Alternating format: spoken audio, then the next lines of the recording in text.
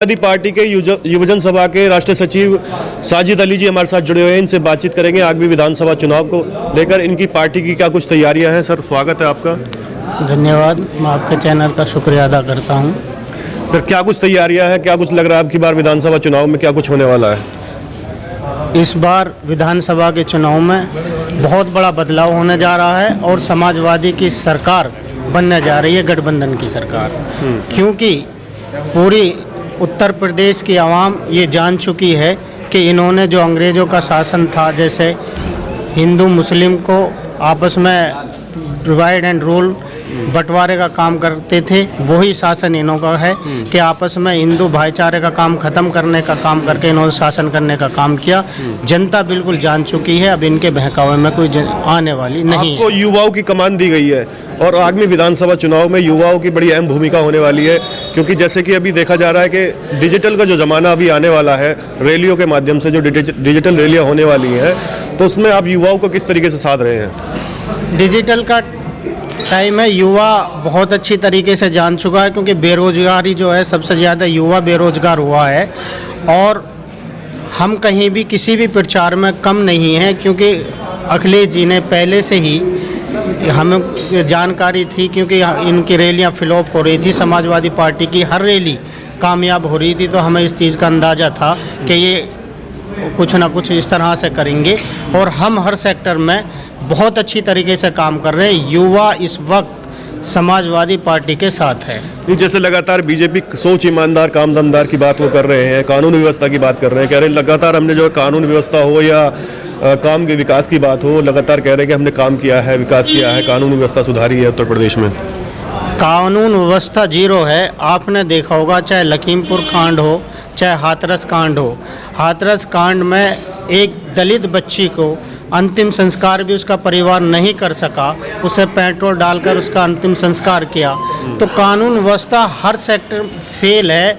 आपने कोरोना में देखा होगा, ये ऑक्सीजन मुहैया नहीं कर पाए, लोग सड़कों पर सिलेंडर लगा रहे थे, कैसे कैसे लोगों ने ऑक्सीजन का इंतज़ाम करा।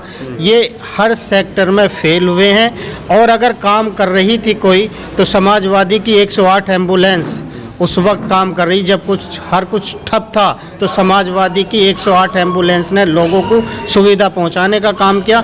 इन्होंने स्वास्थ्य के नाम पे एक भी गाड़ी अगर बनाई हो, एम्बुलेंस नहीं बनाई हो, बिजली के सेक्टर में कोई काम किया हो, स्वास्थ्य के सेक्टर में कोई काम किया हो, या जो गाड़ियां पुलिस को डायल 100 के नाम पर और थानों में अखिलेश जी और समाजवादी की पार्टी की सरकार ने दी थी, इन्होंने किसी भी सेक्टर में कोई काम नहीं किया।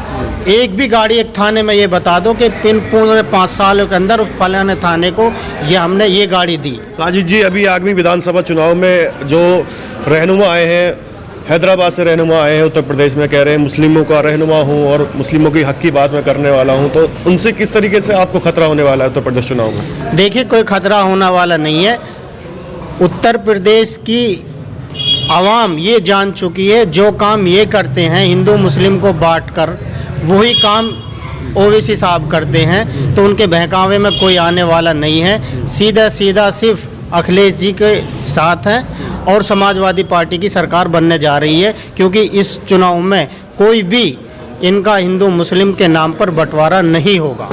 क्या कुछ अपील करना चाहेंगे आगामी विधानसभा चुनाव में जनता से? क्या कुछ अपील करना चाहेंगे प्रदेश की जनता से और धौलाना की, जो आपके अभी इस वक्त हम धौलाना में हैं, धौलाना की जनता से क्या कुछ अपील करना चाहेंगे आप? धौलाना की जनता से मैं यही अपील करना चाहूँगा कि अपना सोच समझकर इस्तेमाल करें, किसी के बहकावे में ना आए, क्योंकि चुनाव बहुत अच्छा जो है समाजवादी के प्रत्याशी असलम चौधरी जी जीत रहे हैं भारी मतों से, क्योंकि इन्होंने हर सेक्टर में काम किया है। कभी भी कोई ऐसा काम नहीं किया जिससे हिंदू मुस्लिम में आपस में बंटवारा हो या किसी को लड़ाने का काम किया हो। आपस में भाईचारे का कायम करने का काम किया।